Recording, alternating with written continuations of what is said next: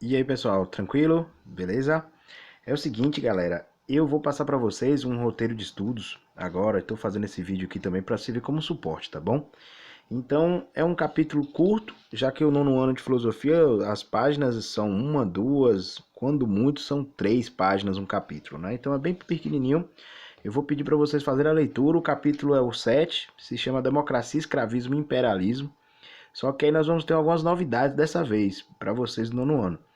Eu coloquei uma solicitação de atividades da página 25 e 26 do capítulo.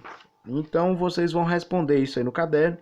Só que ao invés de tirar foto e mandar para mim a resposta, agora nós temos uma novidade, guerreirinhos. Significa o quê? Eu quero que vocês respondam aqui, mas na hora de falar a atividade, vocês vão ver que tem um formulário ali. Aquele formulário é para vocês marcarem o que vocês colocaram lá, né? Então tem questão 1, A, B, C, D, E. Vocês vão marcar a alternativa. Aí a questão 2, 3, 4, 5 e 6. Vocês vão marcar as alternativas ali e me enviar, tudo bem? Aí eu vou saber o que vocês marcaram. Eu vou também poder fazer o acompanhamento das questões. Então isso daí tá bem tranquilo. Mas a questão assim mesmo que vocês vão ter que estudar nesse capítulo é a relação da democracia em Atenas, que é na Idade Antiga ainda, com escravismo e imperialismo. Parece que às vezes tem muita coisa distinta, né? Mas para a gente compreender como é que surgiu a democracia em Atenas, nós também temos que entender como é que poderia existir democracia e ao mesmo tempo existir escravidão. E por que que a escravidão foi uma condição para a democracia e foi consequência do imperialismo. Então vocês façam essa leitura rápida, é interessante, é uma página e meia o capítulo. É interessante notar o seguinte, para você já ir prestando atenção. Democracia significa democratia, então é uma noção muito referida aí à questão do povo, que significa demos, e kratia, que significa poder em grego. Então seria em tese o povo no poder, ou então o povo no governo. Só que lá em Atenas, se nós hoje falamos de democracia, seria algo referente a meio que todos terem direitos, né, de participar, de votar, de decidir. Só que a nossa democracia tem uma diferença para aquela época, e é bom vocês notarem isso ainda para as questões. Naquela época a democracia era direta, ou seja, a democracia, todos os cidadãos eles tinham também o direito de votar e de decidir as leis. A nossa democracia hoje ela é representativa.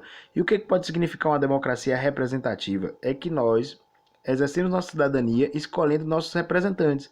Vereador, prefeito, deputado, senador, presidente, governador, o mais votado acaba sendo eleito. Naquela época não, a democracia era direta, todas as pessoas elas tinham que ir participar das assembleias, por exemplo, chamada eclésia, e lá elas iam votar as leis, aprovar ou não. Elas iam decidir os representantes que iam criar as leis, que ia ser o conselho da Bulé, que era o conselho de 500 pessoas. Mas a democracia em Atenas, então, as pessoas literalmente tinham que ir. Se hoje fosse no Brasil, por exemplo, Brumado é uma cidade, Caetité, Guanambi, todas as pessoas elas teriam que ir numa assembleia para aprovar as leis ou não. Hoje isso daí é feito na Câmara de Vereadores e só os vereadores que vão fazer criar as leis e aprovar ou não. Mas nós é que votamos neles e elegemos eles como representantes. Então tem uma diferença aí, ó, democracia direta na Idade Antiga, democracia representativa hoje. Outra coisa também, o conceito de cidadão ele é um conceito que variou muito na história. E hoje nosso conceito de cidadão é muito amplo. Todo brasileiro hoje, com a partir de 16 anos, ele já é considerado um cidadão. E antes disso, ele não pode exercer sua cidadania, mas ele também é considerado já um cidadão brasileiro. Mas na época da Idade Antiga, na Grécia, por exemplo, cidadãos só poderiam ser pessoas maiores de idade. E, por exemplo, em Atenas, ela teria que, além de ser de maior de idade, os pais, mãe e pai, teriam que ser atenienses, ou seja, teria que ser, os pais teriam que ser também na cidade de Atenas, teria que ser homem e não poderia ser escravo. Então, o que que poderíamos ter só em Atenas? Homens, filhos de pai e mãe ateniense maiores de idade. Nesse quesito, quem é que fica excluído na cidadania lá em Atenas? As mulheres, ou seja, já é mais da metade da cidade, já é metade da cidade pelo menos. Os escravos, que é uma porção gigante também que existia naquela época.